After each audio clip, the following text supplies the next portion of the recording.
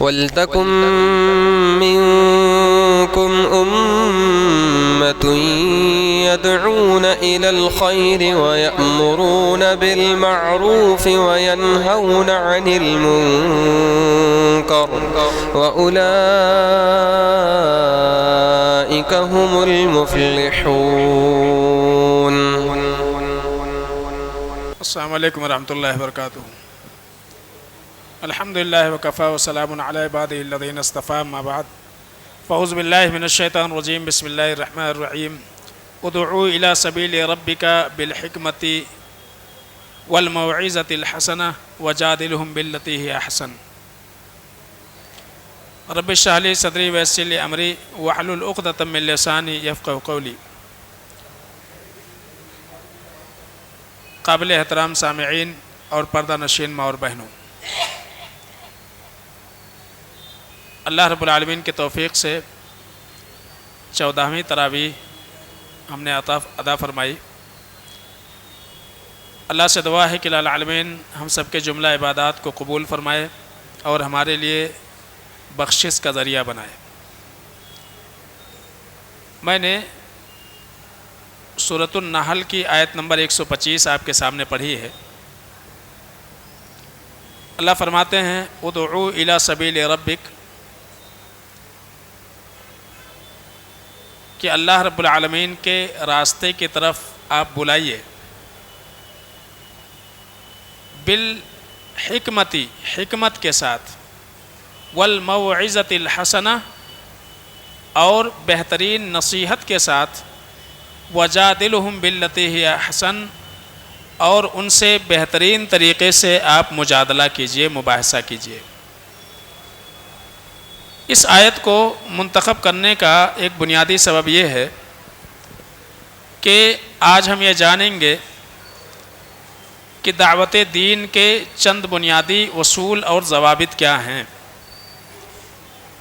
اور اس موضوع کو یا اس آیت کو جو میں نے منتخب کیا آج کے درس کے لیے، اس کی وجہ یہ ہے کہ دور حاضر میں ہم یہ دیکھتے ہیں کہ مسلمانوں میں جو بے عملی ہے، بے دینی ہے، الحاد ہے، اور بے دینی کا سلسلہ روز بروز جس طرح سے بڑھ رہا ہے،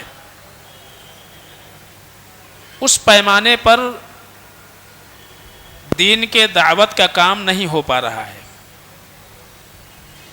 اور اسی طرح سے دوسری بڑی وجہ یہ ہے کہ اگر چند افراد دعوت دین کا کام کر بھی رہے ہیں تو ان میں سے اکثریت ایسے لوگوں کی ہے جو دعوت دین کے اصول و ضوابط سے آشنا نہیں ہیں، نہیں جانتے ہیں، ناواقف ہیں، جس کی وجہ سے فائدہ کم، نقصان بہت زیادہ ہو رہا ہے، اور ہر دن نئے نئے فتنے وجود میں آ رہے ہیں۔ تو سب سے پہلے ہم یہ دیکھیں گے کہ دعوت دین کی اہمیت کیا ہے۔ اگر آپ غور کریں گے تو قرآن عزیز میں اللہ رب العالمین نے ارشاد فرمایا وَمَنْ أَحْسَنُ قَوْلًا مِّمَّنْ دَعَا إِلَى اللَّهِ وَعَمِلَ صَالِحًا وَقَالَ إِنَّنِي مِنَ الْمُسْلِمِينَ۔ اللہ فرماتے ہیں اس سے بہترین بات، اس سے بہترین جملہ، اس سے بہترین کلمات کس کے ہو سکتے ہیں جو لوگوں کو اللہ رب العالمین کی طرف بلائے، وَعَمِلَ صَالِحًا، اور اس کے اوپر عمل کرے یا نیک عمل کرے، وَقَالَ إِنَّنِي مِنَ الْمُسْلِمِينَ، اور اس بات کا اعتراف کرے کہ میں اللہ رب العالمین کا فرما بردار ہوں۔ تو اس آیت میں اگر آپ غور کریں گے تو اللہ رب العزت نے خاص طور سے وہ لوگ جو دعوت دین کا کام کر رہے ہیں، دعوت دین کے سلسلے میں بولے گئے الفاظ، استعمال کیے گئے کلمات کو اللہ رب العالمین نے کہا کہ ان سے بہتر کلمہ اور ان سے بہتر جملہ کسی اور کا نہیں ہو سکتا ہے۔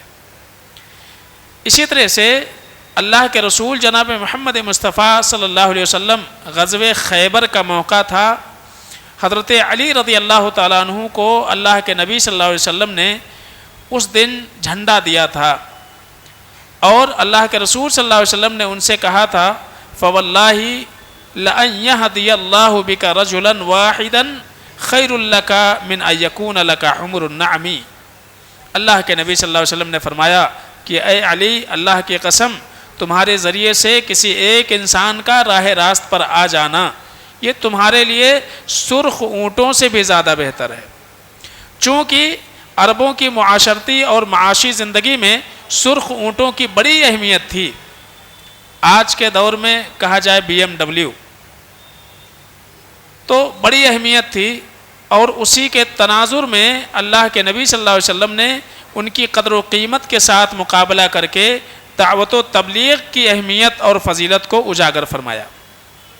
تو یہ اہمیت کے تعلق سے چند باتیں تھیں کہ دعوت دین کی اہمیت کیا ہے۔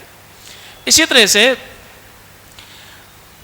آپ غور کریں گے تو قرآن عزیز میں سورہ غافر میں آیت نمبر 41 میں اللہ رب العزت فرماتے ہیں ادعوکم الی النجات، یعنی یہ وہ جملہ ہے، یہ اس شخص کے الفاظ ہیں جو آل فرعون میں سے حضرت موسیٰ علیہ السلام پر ایمان لے آئے، اور ایمان لانے کے بعد انہوں نے اپنی قوم میں جا کر کے تبلیغ کیا۔ یہ کہا کہ ادعوکم الی النجات، کہ اے لوگو میں تمہیں نجات کی طرف بلا رہا ہوں۔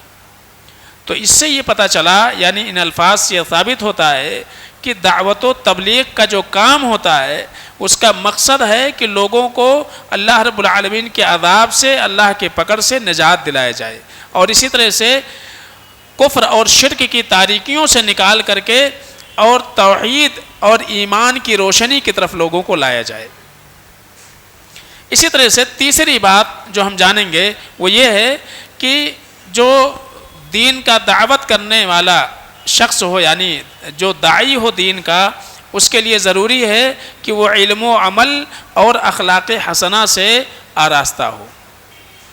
علم بھی ہونا چاہیے اس کے پاس، اور اس علم پر عمل بھی ہونا چاہیے، اور ساتھ ساتھ میں اخلاق حسنہ بھی اس کے اندر پائے جانا چاہیے۔ اللہ فرماتے ہیں ادعو الی اللہ علی بصیرہ، کہ اہل اسلام پر لازم ہے کہ انفرادی اور اجتماعی طور سے ہر اعتبار سے لوگوں کو اللہ کے جانب بلائیں، اور بصیرت کی بنیاد پر بلائیں۔ بصیرت کیا ہے؟ ایک ہوتا بصارت، ہم کسی چیز کو دیکھتے ہیں، اور ایک ہے بصیرت۔ بصیرت کا مطلب دل کی آنکھوں سے دیکھنا، معنی یہ ہے کہ انسان سوچ سمجھ کر کے جو بولے وہ بولے، اور سوچنا سمجھنا ظاہر سی بات ہے علم کے بعد آئے گا۔ جب ایک انسان علم حاصل کرے گا تبھی اس کے اندر سوچنے سمجھنے کی صلاحیت پیدا ہوگی، اور صحیح سوچ اس کی ہوگی، صحیح فہم اس کا ہوگا۔ تو بصیرت کی بنیاد پر دعوت کا کام ہونا چاہیے۔ اسی طرح سے دعوت کا جو کام ہو وہ اللہ کے نبی جناب محمد مصطفیٰ صلی اللہ علیہ وسلم کے سنت کی روشنی میں ہو، اور آپ صلی اللہ علیہ وسلم کے نقش قدم کے مطابق ہو۔ کوئی بھی انسان دعوت کے سلسلے میں اپنا طریقہ اپنائے، اپنے اعتبار سے دین کے دعوت کرنا شروع کر دے تو بہت جلدی وہ ناکام ہو جاتا ہے۔ اور اب اس کے بعد ہم یہ دیکھیں گے چوتھی بات کہ افراد کے اعتبار سے دعوت دو قسم کی ہوتی ہے، ایک دعوت عام ہوتی ہے اور ایک دعوت خاص ہوتی ہے۔ اس کو بیان کرنے کا بنیادی مقصد یہ ہے کہ قرآن عزیز میں اللہ نے فرمایا کنتم خیر امۃ اخرجت الناس تأمرون بالمعروف وتنہون عن المنکر، کہ تم ایک بہترین امت ہو جو لوگوں کے لیے نکالی گئی ہو تاکہ لوگوں کو بھلائی کا حکم دو، برائی سے روکو۔ اس کو لے کر کے ہر انسان یہ سمجھتا ہے کہ ہماری ذمہ داری دعوت و تبلیغ کی ہے۔ یہ بالکل بات صحیح ہے کہ ہر انسان اپنے دائرے کار میں دعوت کا کام کرے، ہر ایک انسان اپنے میدان میں وہ دعوت کا کام کرے، لیکن غلطی جو ہوتی ہے، غلطی یہ ہوتی ہے انسان سے، ایک عامت الناس سے، کہ لوگ یہ سمجھتے ہیں کہ ہر کس و ناکس کو مسجد میں تقریر کرنے کے لیے کھڑا ہو جانا چاہیے، یا ممبر و محراب پر چڑھ کر کے خطبہ دینا چاہیے، یا اسی طرح سے دینی مسائل کے متعلق کتابیں لکھنا چاہیے، اور وسائل جو ہیں آج کے دور کے خاص طور سے میڈیا، اس کے ذریعے سے شرعی امور کے بارے میں لیکچر دینا ہر ایک کی ذمہ داری ہے، ایسا عام طور سے لوگ سمجھتے ہیں، لیکن ایسا بالکل نہیں ہے۔ بلکہ دعوت خاص بتانے کا مقصد یہ ہے کہ ایک عام انسان اپنے دائرے میں رہ کر کے دین کا کام کرے۔ مثلا ایک انسان کی ذمہ داری یہ ہے کہ ہر شخص اپنے گھر میں اپنے اہل و عیال کو دعوت دے، شوہر اپنے بیوی کو، بال بچوں کو دینی تعلیم اور تربیت دینے کی کوشش کرے، ان کے اندر غلطیاں ہیں، خامیاں ہیں، اس کو دور کرنے کی کوشش کرے۔ ایک انسان اپنے پڑوس میں رہنے والے پڑوسیوں کو دین کی دعوت دے، صحیح بات پہنچائے۔ اور اسی طرح سے اگر آپ کہیں جاب کر رہے ہیں، تاجر ہیں، تو مسلمان مرد اپنے کاروباری ادارے، فیکٹری، اور اسی طرح سے ایک کسان ہے تو کھیت وغیرہ میں جن سے بھی ان کے روابط ہوتے ہیں وہاں تک ان کو دعوت کا کام پہنچائے۔ تو یہ ایک عام انسان کا معنی ہے۔ بالکل یہ عام انسان نہ سوچے کہ ہمارا کام یہ ہے کہ ہم جو ہے دعوت کا کام اس وقت ہو ہی نہیں سکتا جب تک کہ یوٹیوب کے اوپر ویڈیو نہ بنے اور کسی مسجد کے ممبر پر کھڑے ہو کر کے میں خطبہ دینا نہ شروع کر دوں۔ تو یہ ایک عام انسان کا کام نہیں ہے۔ عامۃ الناس کا جو کام ہے وہ یہ ہے کہ وہ دعوت خاصہ دیں گے، خاص دعوت، خاص میدان میں ان کا کام ہے، وہاں وہ دعوت کا کام کریں گے۔ اور اسی طرح سے آپ دیکھیں گے ایک چیز اور کہ عامۃ الناس کے لیے ضروری ہے کہ وہ کیا کریں، صرف واضح باتوں کی دعوت دیں، واضح باتوں کی دعوت دیں۔ واضح باتوں کی دعوت کا مطلب یہ ہے کہ جو شرعی احکام ہیں وہ دو قسم کے ہوتے ہیں۔ شرعی جو احکام ہیں وہ دو قسم کے ہوتے ہیں۔ ایک قسم میں کیا ہے، واجبات ظاہرہ ہے، محرمات مشہورہ ہیں۔ تو ایک عام انسان کی ذمہ داری ہے کہ جو واجبات ظاہرہ ہیں، مثلا آپ نماز کو آ رہے ہیں تو آپ کسی سے کہتے ہیں چلو بھائی نماز کو چلو، یا اس کو جو ہے نماز کی اہمیت بتا دو، نماز پڑھنا چاہیے، اسلام کا دوسرا رکن ہے، روزہ رکھنا چاہیے، زکوٰۃ دینا چاہیے، حج کرنا چاہیے، جھوٹ نہیں بولنا چاہیے۔ یہ محرمات مشہورہ میں ہے۔ عام انسان جانتا ہے کہ جھوٹ نہیں بولنا چاہیے، دھوکہ نہیں دینا چاہیے، چوری نہیں کرنا چاہیے، غیبت نہیں کرنا چاہیے، چغلی نہیں کرنا چاہیے، کسی کا حق نہیں مارنا چاہیے۔ کیا ہے؟ محرمات مشہورہ ہے۔ تو ہوتا یہ ہے کہ ایک عام انسان جس کی ذمہ داری جو ہے وہ ذمہ داری چھوڑ کر کے دعوت عامہ میں چلے جاتا ہے جو اس کا کام نہیں ہے۔ تو میں نے کہا کہ شرعی جو مسائل ہیں دو قسم کے ہیں، ایک کیا ہے، واجبات ظاہرہ، تو ایک عام انسان کا کام ہے جو واجبات ظاہرہ ہیں اس میں دعوت کا کام کرے، اور جو محرمات مشہورہ ہیں اس کے اندر دعوت کا کام کرے۔ اور اسی طرح سے دوسری قسم جو ہے وہ جو ہے دقیق شرعی مسائل ہیں، دقیق شرعی مسائل جو بہت گہرے مسائل ہیں دین کے۔ یہ کام کس کا ہے؟ عامۃ الناس کا نہیں ہے۔ یہ کیا ہے؟ یہ اہل علم کا کام، علماء کا کام ہے کہ وہ اس موضوع پر گفتگو کریں گے، اس موضوع پر وہ بات کریں گے۔ لیکن ہو یہ رہا ہے کہ بولنے کے خواہش مند افراد ان مسائل میں بھی بولنا شروع کرتے ہیں کہ جن مسائل کے میم سے بھی واقفیت نہیں ہوتی ہے۔ تو یہ جو مسئلہ ہے یہ بہت بڑا مسئلہ ہے کہ ایک انسان جو ہے، جو عام انسان ہے، اس کے لیے ضروری ہے کہ جو شریعت کے واجبات ظاہرہ، محرمات مشہورہ مسائل ہیں ان کے اندر وہ دعوت کا کام کرے، کوئی حرج نہیں ہے۔ لیکن جو دقیق مسائل ہیں وہ علماء کے لیے چھوڑ دیں، اہل علم کے لیے چھوڑ دیں۔ اور آپ دیکھیں کہ علم دین حاصل کرنے کا یا علم دین پھیلانے کا اگر آپ دیکھیں گے تو صحابہ کرام رضوان اللہ علیہم مجمعین وہ ہم سے کہیں زیادہ دین کے جاننے والے تھے۔ مدینہ میں بہت سارے صحابہ تھے، لیکن اللہ کے رسول صلی اللہ علیہ وسلم سے جب پوچھا گیا کہ قرآن ہم کس سے سیکھیں تو اللہ کے رسول صلی اللہ علیہ وسلم نے صرف 4 لوگوں کا نام لیا۔ تو کیا پورے مدینہ میں خالی 4 ہی لوگ قرآن جانتے تھے؟ نہیں، کئی سارے لوگ قرآن جانتے تھے، کافی تعداد تھی صحابہ کی مدینے میں۔ لیکن اللہ کے نبی صلی اللہ علیہ وسلم نے کہا کہ خذو القرآن من 4، کہا کہ قرآن 4 افراد سے حاصل کرو۔ کس سے؟ عبداللہ بن مسعود سے اور سالم سے جو ابو حذیفہ کے آزاد کردہ غلام ہیں، اور معاذ ابن جبل سے اور ابی ابن کعب سے۔ 4 لوگوں کا نام لیا۔ تو قرآن سیکھنے کا معنی یہ نہیں تھا کہ قرآن کے حسن ادائیگی، اس کی تجوید، اس کی قرأت ان کو اچھی آتی ہے اس لیے وہاں سے سیکھو، نہیں، بلکہ وہ قرآن کے عالم ہیں، قرآن کو سب سے زیادہ سمجھتے ہیں، تو اس بنیاد پر اگر تمہیں دین کا علم لینا ہے تو ان 4 لوگوں سے لینا ہے. تو اس سے یہ پتہ چلا کہ علم حاصل کرنے میں اس بات کا احتیاط ہونا چاہیے کہ ہم علم کس سے حاصل کر رہے ہیں. آج ہما شما کوئی بھی بیٹھ کر کے اور دعوت کا کام کرنا شروع کر دیتا ہے. تو اللہ کے رسول صلی اللہ علیہ وسلم نے, اب دیکھیے تمام صحابہ میں آپ نے صرف 4 لوگوں کا نام لیا, اور اسی بنیاد پر عبداللہ ابن عمر رضی اللہ تعالیٰ عنہ, حضرت عبداللہ بن مسعود رضی اللہ تعالیٰ عنہ کی بڑی عزت کیا کرتے تھے. جب کبھی ان کا تذکرہ ہوتا تھا تو کہتے تھے کہ یہ وہ ہیں کہ جن کے بارے میں اللہ کے نبی صلی اللہ علیہ وسلم نے فرمایا کہ قرآن اگر سیکھنا ہو تو ان سے سیکھا کرو. تو یہ تھا معاملہ. تو بہرحال چاہے وہ عامت الناس ہوں یا اسی طرح سے علماء ہوں, ان کے لیے ایک اور چیز ضروری ہے. دعوت کے اصول میں ایک بنیادی چیز یہ بھی ہے کہ یہ لوگ دین کی دعوت علم کے حدود میں رہتے ہوئے کریں گے, علم کے حدود میں رہتے ہوئے کریں گے.